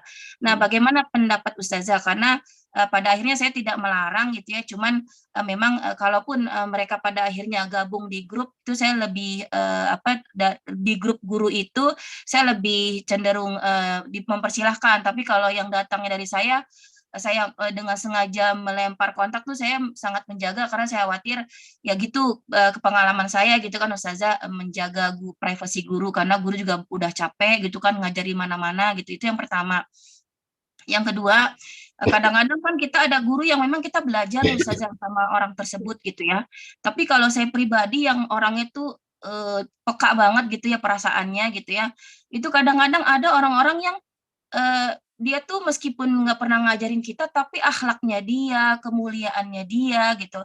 Atau bahkan saya ketemu aja sama satu orang sekali aja dan itu sangat berkesan ya bagaimana akhlaknya, kebaikannya itu saya sangat berkesan di hati saya gitu. Sampai kadang-kadang kayak pengalaman saya kemarin di Masjidil Haram gitu ya, saya banyak ditemui oleh para lansia gitu yang menganggap saya tuh anak gitu ya, sampai saya tuh berkesan sampai orang itu salah satunya bilang gini, kamu itu binti, katanya kamu itu anak saya, sampai dia tuh mengisyaratkan dia pegang hatinya dia sama perutnya dia, sampai dia cium saya gini, gitu.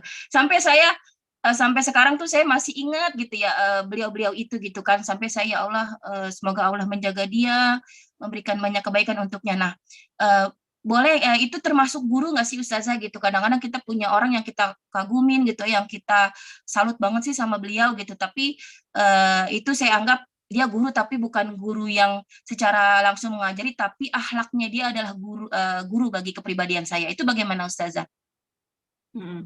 Jadi yang pertama menjaga kontak guru gitu ya. Itu kan bagian dari upaya kita menjaga marwah guru kita. Betul kan? Ya memang enggak semuanya guru juga mungkin ada menjaga privasi mereka gitu. Kadang juga memang betul ada jamaah-jamaah yang saya sendiri dari kacamata guru itu seringkali merasakan ada orang mungkin yang dia belum kenal saya atau tahu nomor saya karena saya tergabung dari Arsi, kan bisa cari peruqyah daerah ini, akhwat, tiba-tiba langsung, ibu bisa ngeruqyah datang ke rumah saya nggak malam ini? Kaget gitu kan, oh ternyata dia belum tahu saya seperti apa dengan jam mengajar yang seperti ini gitu. Ya itu sih kita maklumi gitu. Tapi kan juga banyak orang yang memang nggak tahu seperti itu ya aktivitas kita. Buat saya sih itu nggak masalah. Tapi kalaupun ada yang minta, tentunya kita minta izin dulu ke gurunya. Boleh saya share, ada yang minta gitu, sampai saya pun masih seperti itu sama. Ada yang minta nomor ustazah, boleh nggak saya kasih gitu. Meskipun kalau saya sendiri punya 2 nomor, yang satu itu nomor untuk keluarga teman-teman saya, yang satu memang yang selama ini beredar itu memang nomor untuk umat. Karena saya dedikasikan diri saya untuk umat lah. Ya tetaplah di akhir-akhir sekarang saya memang bertambah jam, kita tentunya memang perlu juga istirahat dan sebagainya. Itu jadi memang sangat berpotensi. Yang chat itu ternyata terlewat apa-apa itu sangat berpotensi sekali seperti itu. Nah, kemudian yang kedua, menghadapi orang yang akhlak guru itu kan digugu, ditiru ya. Ya, jadi bukan hanya mengajarkan ilmu secara formal, bahkan akhlaknya. Jadi ketika kami umroh itu, waktu di bulan Februari, seorang Habib Abu Bakar melihat akhlak Ustadz Najmi bimbing umroh. Beliau bercerita, tapi kejadian itu bukan ketika umroh di Februarinya ya, di Oktober itu sebelum-sebelumnya. Di depan forum selalu mengulang-ulang lagi, Habib itu bilang, saya melihat akhlaknya luar biasa. Lalu Habib langsung mendatangi dan saya bilang, Ustadz Najmi, Habib mau jadi murid Ustadz. Masya Allah. Ya kita lihat akhlaknya Ustadz Najmi seperti apa. Masya Allah. Masya Allah. Jadi boleh kita berguru, memang puncak dari ilmu itu adalah akhlak. Ada orang yang ilmunya banyak tetapi nggak berakhlak, dan itu nggak patut kita jadikan guru kita. Bahkan tukang parkir sekalipun kalau dia akhlaknya baik, itu menjadi guru untuk kita sama. Seperti itu. Dan lagi-lagi ada hadis takliful qulub. Al-arwah junudun mujannada, selalu kita bilang ruh itu selalu bagaikan tentara kan, kalau saling mengenal dia akan bersatu. Tapi kalau nggak mengenal mereka akan berpisah, berpencar, bahkan berperang satu sama lain. Artinya apa? Allah akan satukan hati kita dengan orang-orang yang sama frekuensinya. Meskipun cuma ketemu sekali, 2 kali, tapi kok serem gini, enak. Sudah, berarti sudah satu frekuensi dengan kita. Kita mau cari guru yang kayak gimana, yang paling pinter sekalipun, mungkin tulisannya banyak, kitab-kitabnya banyak. Ternyata di awal saja keterpesanan kita, selanjutnya kita diangkat rasa itu, artinya Allah sedang memilihkan pada frekuensi yang sama dengan kita hari ini. Udah gitu aja. Insya Allah, kalau kita ingin digabungkan dengan frekuensi yang baik, maka baikkan dulu diri kita. Ingin digabungkan dengan frekuensi orang-orang yang ikhlas, tentunya kita pun harus belajar ikhlas. Pasti akan nggak pernah memungkiri itu semua. Begitu juga dengan guru. Maka Nabi Yusuf tadi doanya selalu minta apa? Wa alhiqni bis-shalihin. Kumpulkan aku dengan orang-orang solih. Kesolihan guru kita itu, insya Allah kan Allah sampaikan sesuai dengan apa yang kita lakukan hari ini, upaya kita. Gitu. Jadi nggak akan berkhianat doa kita. Allah pun nggak pernah salah memberikan seorang guru untuk kita karena doa-doa kita. Minta aja ya Allah, kumpulkan aku dengan orang soleh, ya Allah. Sampaikan aku ya Allah dengan guru yang ikhlas, membimbing aku, insya Allah. Itu pun akan Allah sampaikan. Baik, Ustazah, jazakumullah khairan atas penjelasannya. Baik, Ummahat, ini kita udah lanjut apa materi atau sudah sesi tanya jawab, Ustazah? Nanti saya lanjutkan sedikit dulu, tapi ini ada di chat sedikit.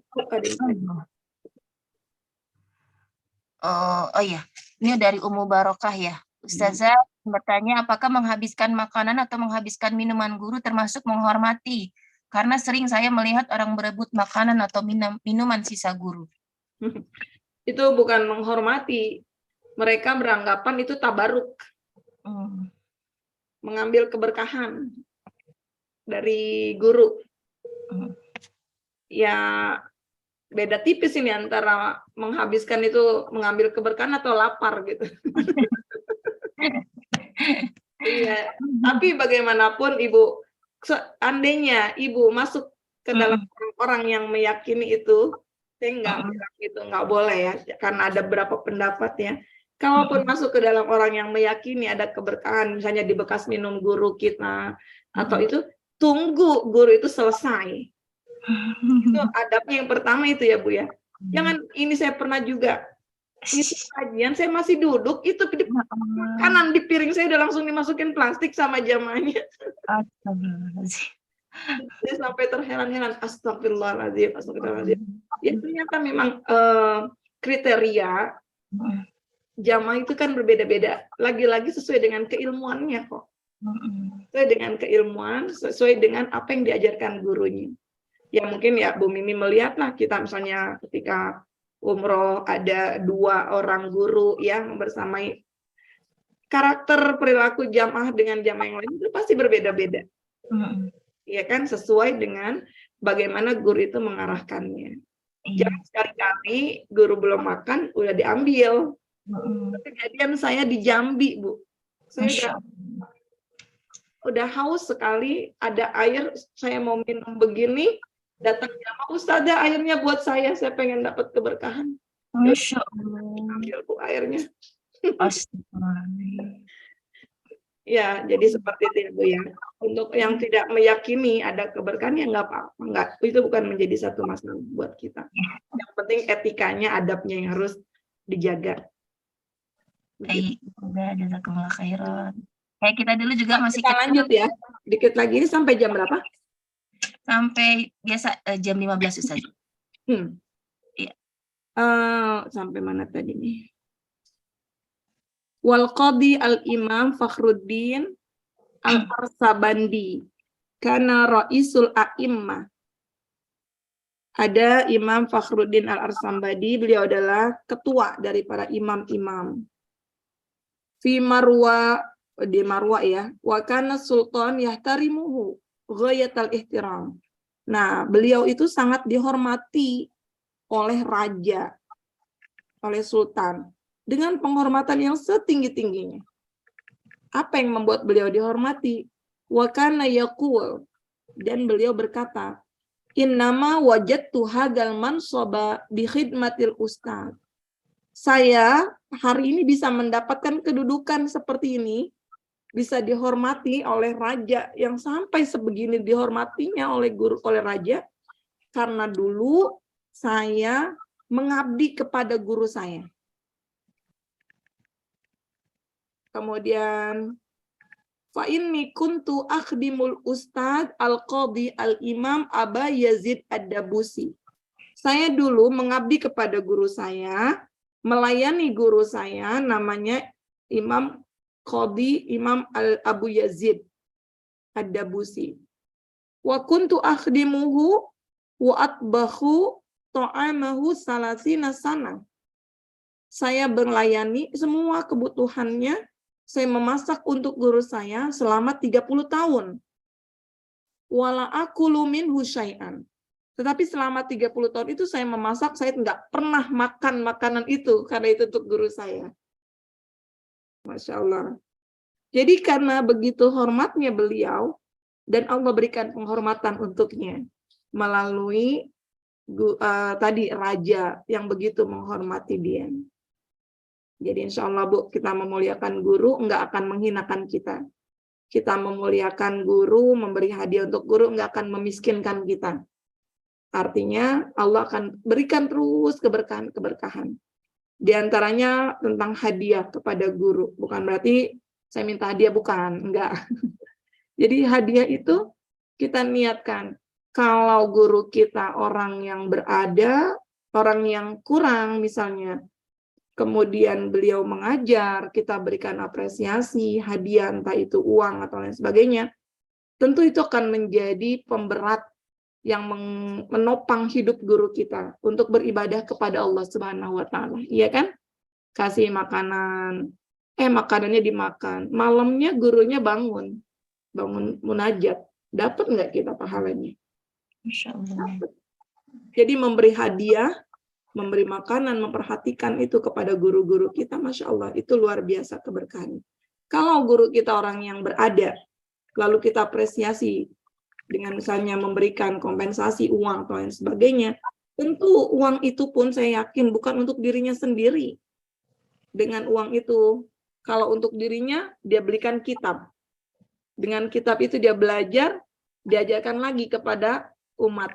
Dapat nggak kebaikannya? Dapat. Atau kalau dia nggak beliin kitab, uang itu saya yakin banget Bu, dari 100% yang diterima, guru itu cuma ambil 20%-nya aja. Karena Masya Allah kalau saya merasakan, saya Allah cukupi semuanya kebutuhan saya. Sehingga saya jarang kali melihat nominal-nominal begini-begini, karena kalaupun dapat, itu akan mengalir kepada yang lainnya lagi gitu. Artinya, ketika kita mencoba menghormati guru kita, memberikan hak-haknya, di situ akan terus berputar menjadi amal jariah kita. Karena nggak pernah selesai berhenti di guru itu. Karena akan digunakan terus untuk yang lain, membantu orang lain, untuk beli buku, dan lain sebagainya. Seperti itu. Inilah balasan Allah untuk orang yang memuliakan guru, seperti tadi dikatakan ceritanya. Wasyai al-imam al-ajal Syamsul A'imah al-Khalwani rahimahullah ta'ala. Ini nanti bahasannya di bab di pasal berikutnya aja. Sampai sini dulu ya Ibu-ibu, contohnya bagaimana kita menghormati ilmu dan ahli ilmu. Ada mungkin yang mau menambahkan atau ada yang mau ditanyakan? Baik, Ustazah. Baik, Umahat, ada yang ingin didiskusikan atau ingin ditanyakan? Saya Bun nih, satu aja. Ya, tafadhol, Umuwanti ya. Ya. Ya. Baik, Ustazah izin bertanya. Yes, Untuk kebiasaan memberi hadiah kepada wali kelas murid kita di akhir, misalnya saat pengambilan rapot, itu ada sebagian, pernah dengar sih, itu nggak boleh katanya Ustazah, dilarang karena khawatir gurunya jadi perhatiannya tidak sama antara satu murid dengan murid yang lain, itu Ustazah. Akhirnya kadang ada beberapa sekolah yang membuat peraturan bahwa saat pengambilan rapor tidak boleh memberikan hadiah kepada guru ataupun walas. Nah, itu gimana Ustazah itu? Boleh diteruskan apa tidak ya Ustazah? Ya, memberi hadiah terus dengan kebijakan institusi tersebut gitu ya Bu ya. Pada dasarnya memberi hadiah itu nggak apa-apa, itu baik. Tetapi ada kaidah usul fiqh yang mengatakan al-adatul muhakkamah. satu kebiasaan itu bisa menjadi hukum di tempat itu. Kalau institusi atau sekolah itu melarang dengan alasan seperti tadi, akan ada kesenjangan, mungkin kadang juga saya juga suka merasakan guru kalau pembagian rapot, guru wali kelas itu panen hadiah. Ternyata guru mata pelajaran gigit jari nggak dapat hadiah apa-apa. Ya, Bu Asma, betul nggak kayak gitu? Nih Bu Asma nih, wali kepala sekolah. Dan teman-teman saya tuh banyak yang curhat kayak gitu, ya Allah, Anda tuh ngajarin bahasa Inggris, nggak pegang kelas, ya nggak dapat apa-apa gitu. Kita apa tega kayak gitu, Bu? Ya kita nggak tega. Yang panen itu wali kelas. Tapi sementara guru agama, guru komputer, guru bahasa Inggris itu kan mereka nggak pegang kelas gitu. Nah itu kadang kita lupa seperti itu. Maka inisiatif melarang pemberian itu pun untuk menjaga perasaan guru satu sama lainnya. Supaya nggak muncul kesenjangan. Yang kedua, kalaupun ingin memberi hadiah, yang saya pernah alami juga, harus diakumulasi, dikumpulkan langsung ke satu pintu, nanti biar dibagi rata semuanya. Dan itu baik menurut saya. Nanti kalau di luar itu, mungkin ibu setelah anaknya udah lulus dari sekolah itu mau ngasih hadiah ke satu orang guru dan sebagainya, itu nggak ada masalah. Tapi ketika kita berada dalam satu institusi, punya kebijakan seperti itu, alangkah lebih baiknya kita hormati kebijakan itu. Karena tidak ada peraturan yang dibikin kecuali itu untuk kebaikan-kebaikan. Biasanya juga untuk kebaikan anak kita. Begitu pula yang dulu saya alami ketika di pesantren, sama. Bahkan orang tua nggak pernah boleh berjumpa dengan kiai di pesantren itu, di Gontor. Jadi kiai itu bilang, saya milik santri, saya bukan milik orang tua kalian. Bayangin kalau setiap orang tua datang pengen ketemu, kalau yang dulu dilakukan orang tua saya, karena memang pesantrennya masih kecil ya, santrinya masih sedikit, ketemu kiainya juga, jenguk anak, ketemu kiainya. Lah kalau di Gontor santrinya ribuan, itu kiai nggak bakalan bisa kerja, nungguin tamu aja gitu kan. Jadi itu yang menjadi pertimbangan, nggak boleh berjumpa dengan kiai, nggak boleh memberikan hadiah apapun kepada guru-guru. Karena khawatir nanti akan berbeda perlakuan murid satu dengan murid yang lainnya. Seperti itu, Bu. Jadi pada dasarnya memberi hadiah itu bagus, sunnah, tapi ketika kita berhadapan dengan satu kebijakan di satu institusi, maka kita hormati kebijaksanaan itu. Baik Ustazah, jazakallah khair. Wa iyaki. Mungkin Bu Asma mau sharing gimana guru-guru yang kondisinya? Ya, ya dulu seperti itu saja. Jadi dulu memang kita membolehkan gitu kan, sampai akhirnya ya ada yang merasa cemburu gitu kan. Ya udah akhirnya kita melarang sekarang gitu. Kita tidak memperbolehkan. Dan kalaupun ada yang mau memberikan itu harus rata gitu. Gitu. Iya. Terus semua kebagian. Ya itu aja sharingnya. Iya, misalnya gurunya ada 25. Nanti harus kasih 25 semuanya. Gitu, nggak boleh satu-satu. Dan buat saya sih itu bagus, menjaga keikhlasan guru juga kok. Iya. Ada yang lagi? Yang lain? Baik, Umahat, ada yang mau diskusi dengan Ustazah? Kalau tidak ada, kita segera tutup sesi ini. Nanti juga ada bab, ini kan adab murid ke guru. Tapi kalau di adabut ta'lim muta'allim yang lainnya, karangan Hasim Asy'ari ya, itu membahas juga adab guru kepada murid. Kalau di sini kan memang judulnya ta'lim muta'allim, orang yang belajar. Jadi kita yang dibahas tentang adab-adab murid terus ya. Bukan berarti guru juga nggak punya hal-hal yang harus dipenuhi kepada muridnya. Kalau tadi dikatakan guru itu seperti orang tua. Ridhonya guru berarti ridhonya Allah. Kan kalau ridhonya orang tua, ridhonya Allah juga kan. Marahnya guru berarti menghadirkan marahnya Allah juga. Tapi enggak, kadang untuk beberapa guru yang mungkin baru mendapat itu jadi senjata banget gitu. Iya kan? Saya sering dapati beberapa jamaah punya, Ustazah saya punya pembimbing di sini ya Allah. Selalu deh yang diomongin itu terus, maksudnya supaya intinya dia ingin dihormati gitu. Tetapi juga enggak melihat bagaimana upaya dirinya untuk memposisikan dia menjadi guru yang pantas dihormati. Maka diantaranya guru saya menyampaikan bahwa posisi guru menjadi mu'alim karena ridhonya itu sangat berpengaruh terhadap langkah muridnya, maka guru itu diminta untuk selalu ridho dengan perilaku muridnya. Meskipun muridnya nyebelin luar biasa. Gimana coba? Kalau dia udah jadi mu'alim, jadi guru, tapi dia masih kesel gitu masalah seorang murid. Kekesalannya itu akan menghambat langkah kesuksesan muridnya, Bu.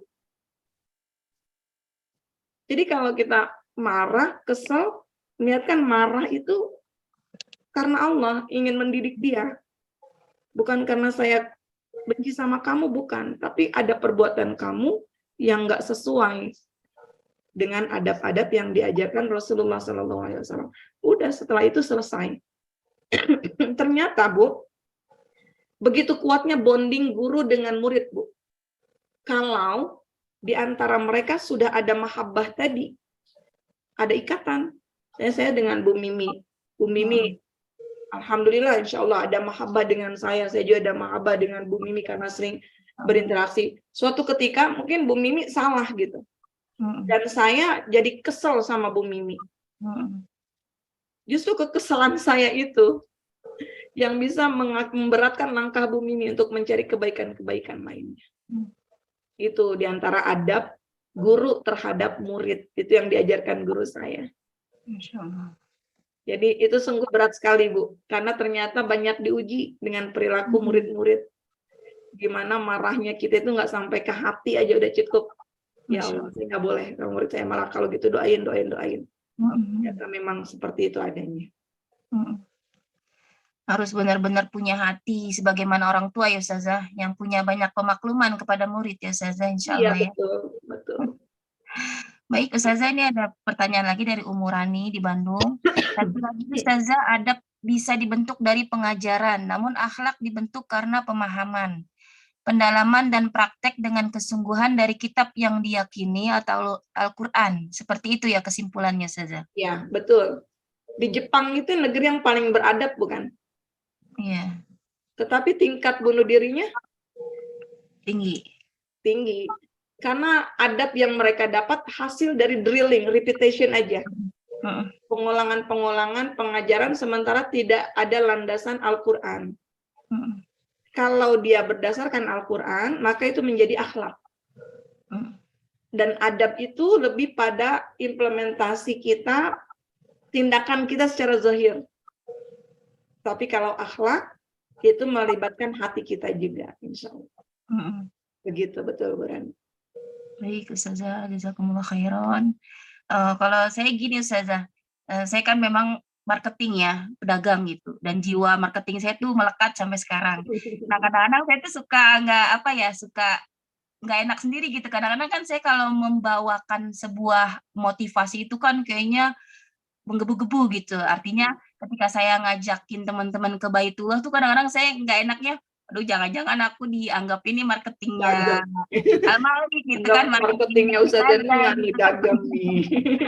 Makanya kadang-kadang di kala saya, kayaknya aku banget nih gitu kan, memotivasi teman-temannya gitu kan. Saya selalu bilang, mohon maaf ya, saya nggak ikutan jadi marketing Al-Mali. Saya dalam rangka bicara seperti ini adalah semata-mata karena saya memang merasakan kebaikan yang datangnya dari beliau, dan apa yang saya alami dari perjalanan saya itu membuat saya merasa terpuaskan, sehingga kalau saya sering gitu kan menyebut-nyebut kemanfaatan itu di luar dari misi saya yang berupa tuh dunia gitu. Artinya saya sama sekali nggak berpikir ada dispensasi atau memang tidak dijanjikan dispensasi, melainkan ini lebih ke apa ya, lebih ke ngekliknya saya gitu dengan apa-apa yang diberikan Ustazah gitu. Dan saya merasa apa yang saya dapetin, ilmunya dari ustazah, pendampingannya, dan apa-apa yang selama ini saya manfaatkan tuh benefit gitu ya Ustazah, kalau ibaratnya orang marketing tuh, itu saya rasakan tuh saya pengen juga gitu teman-teman tuh ngerasainnya gitu Ustazah. Jadi, saya juga karena mungkin udah sayang gitu ya sama guru gitu kan, udah, takzim sama guru, udah punya kedekatan, punya bonding. Guru saya kan mungkin, bukan cuman ustazah gitu ya, tapi kadang-kadang kan kita merasa, wah guru gue yang ini nih, total nih gitu kan, all out banget gitu kan. Artinya kan kita kan ngerasain ya ustazah di hati gitu bahwa, memang nggak pelit sama ilmu, nggak pelit sama pendampingan. Artinya pun kita pun loyal kepada beliau itu udah nalurinya sendiri gitu kan, Allah udah tumbuhin itu sendiri gitu Ustazah.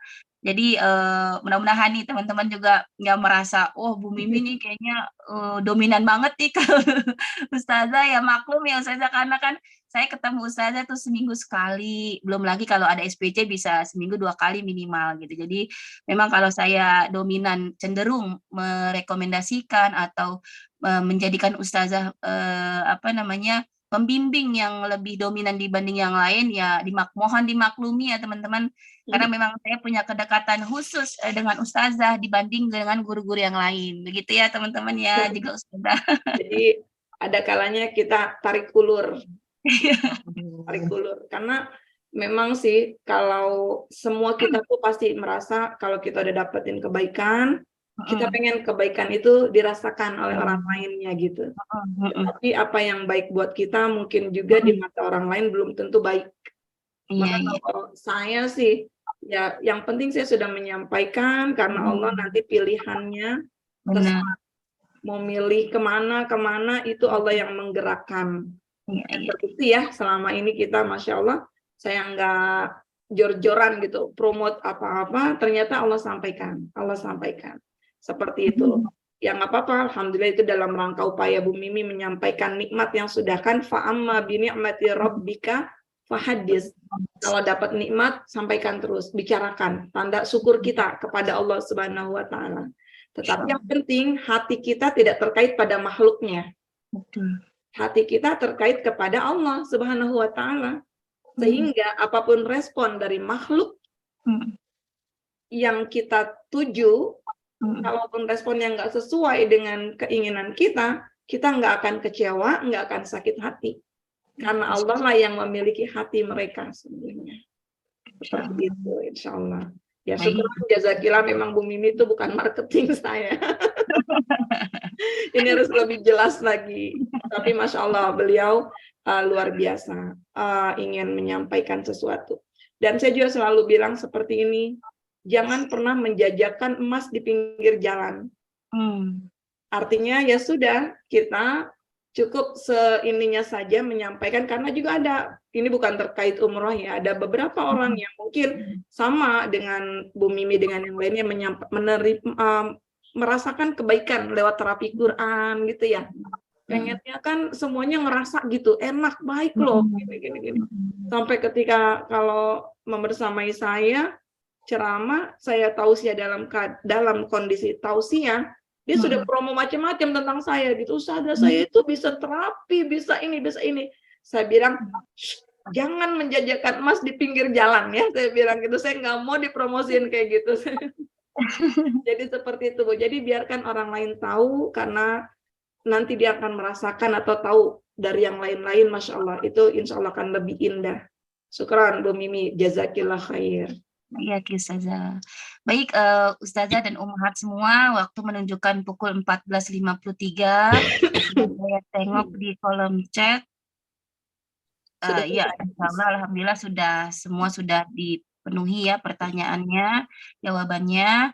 Mungkin kita akhiri sesi kali ini, kita menuntut ilmu bersama Ustazah. Insya Allah ke depan akan ada sesi-sesi berikutnya, dan insya Allah kitab Ta'limul Muta'alim akan kita bahas hingga tuntas. Semoga Allah nanti Ramadan kita tetap kajian atau enggak? Ya, insya Allah Ustazah. Mungkin liburnya cuma pas Idul Fitri aja udah.